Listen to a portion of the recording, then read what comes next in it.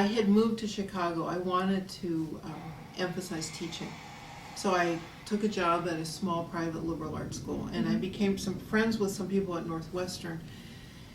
At that time, in the early 70s, the government was putting a lot of money into research on crime and the impact of crime on communities.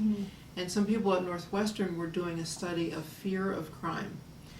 But they weren't looking at women's fear of rape. And I thought that was a big omission. So one of the people at Northwestern and I wrote a grant proposal together on women's fear of rape. And we got it funded, and we did a big study, 3-city study, of fear of rape and how that affects women living in cities. And from there, I started looking at other forms of violence. So that's how I got into that topic. Okay, wow.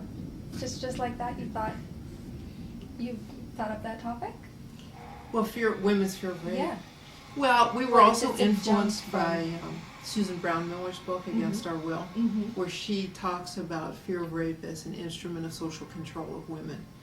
And there was no research on that I knew of. There was research on rapists, mostly rapists who live in prisons.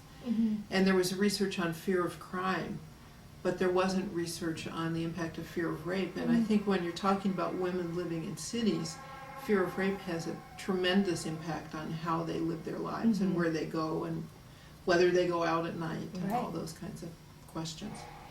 So we did that study, and that sort of went on for a long time. It was a very big survey, and then I sort of got involved in more and more research on violence against women.